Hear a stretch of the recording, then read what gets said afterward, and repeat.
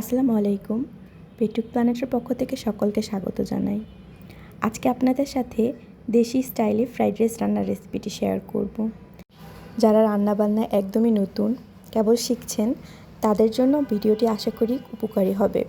যদিও এটি একটি চাইনিজ রেসিপি, তবে আমার মা কিন্তু হাতের কাছে যা কিছু আছে তা দিয়েই খুব সহজে তৈরি করে ফেলে রেস্টুরেন্ট স্টাইলে ঝরঝরে ফ্রাইড রাইস। তবে চলুন শুরু করা যাক রান্নাটি। তবে তার আগে যারা চ্যানেলে নতুন অবশ্যই কিন্তু সাবস্ক্রাইব করতে ভুলবেন না, লাইক কমেন্ট শেয়ার করে পাশে থাকবেন। ফ্রাইড রাইসের জন্য প্রথমেই একটা ডিম নিয়ে স্ক্রাম্বল করে নিতে হবে। এখানে ডিমের মধ্যে অল্প একটু গোলমরিচের গুঁড়ো ইউজ করেছি। এখানে আমি একটা ডিম ইউজ করেছি, তবে আপনি চাইলে আরও বেশি ডিম ইউজ করতে পারেন।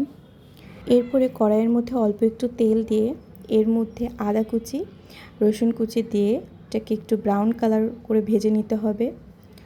ভাজা হয়ে গেলে এর মধ্যে আমরা একে একে সকল সবজিগুলো অ্যাড করে নিব। আপনি চাইলে আপনার ইচ্ছা মতো যে কোনো সবজি ইউজ করতে পারেন। আমরা আমাদের হাতের কাছে যা যা ছিল তাই ইউজ করেছি। প্রথমেই যেই সবজিগুলো ভাজতে একটু টাইম লাগবে সেগুলো দিয়ে নিতে হবে। যেমন আমরা এখানে প্রথমেই পেঁপে কুচিটা দিয়ে নিয়েছি এবং তারপরে দিয়ে নিলাম গাজরটা। এই দুটো যেহেতু হতে একটু টাইম লাগে, তাই এই দুটো আগে দিয়ে একটু হালকা করে ভেজে নিব। এরপরে একে একে বাকি সবজিগুলো অ্যাড করে নিব। যেমন এখানে আমি দিয়ে দিলাম বরবটি। আসলে যেহেতু এটা সবজি ফ্রাইড রাইস, তাই আপনি যত সবজি ইউজ করবেন তত টেস্টটা কিন্তু আরও ভালো লাগবে। তো এবার সবজিটাকে একটু ভালোভাবে ভেজে নিব। সবজি ভাজার সময় আপনি চাইলে এখানে একটু ঘি ইউজ করতে পারেন, তাহলে স্মেলটা আরও বেশি ভালো আসবে। সবজির সাথে এবার স্ক্রাম্বল করা ডিমটাও দিয়ে নিব। আপনারা চাইলে এখানে মুরগির মাংসটা ইউজ করতে পারেন, তখন কিন্তু টেস্টটা আরও বেশি ভালো লাগবে। তবে আমার হাতের কাছে ছিল না, তাই আজকে শুধুমাত্র ডিমটাই ইউজ করেছি। এরপরে পালা হচ্ছে এই সবজিটাকে একটু ভালোভাবে ভেজে নিব। সবজি ভাজার সময় সবজির সাথে একটু গোলমরিচ গুঁড়ো অ্যাড করে নিব আর পরিমাণ মতো লবণটাও দিয়ে নিব। এরপর একটু টাইম নিয়ে সবজিটাকে হালকা করে ভেজে নিব।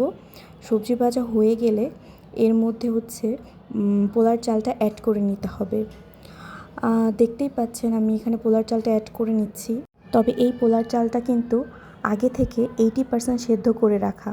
এই পোলার চালটা আমি আগের দিন রাতে রান্না করে এরপর এটাকে ফ্রিজে রেখে দিয়েছিলাম প্রায় 8 থেকে 9 ঘন্টার মতো।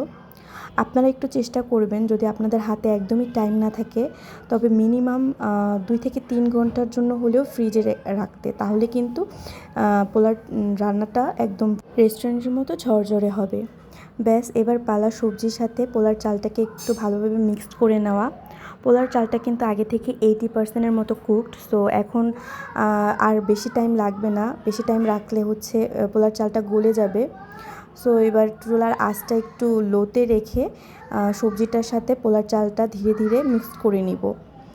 এই পর্যায়ে একটু লবণটা চেক করে নিতে হবে, লবণটা পরিমাণ মতো আছে কি না। লবণটা একটু বুঝেই দিবেন, যেহেতু এখানে সয়া সস আর একটু টমেটো কেচাপ ইউজ করব, তাই লবণটা একটু বুঝেই দিবেন। তো এই পর্যায়ে এখন আমি এখানে একটু সয়া সস অ্যাড করে নিলাম।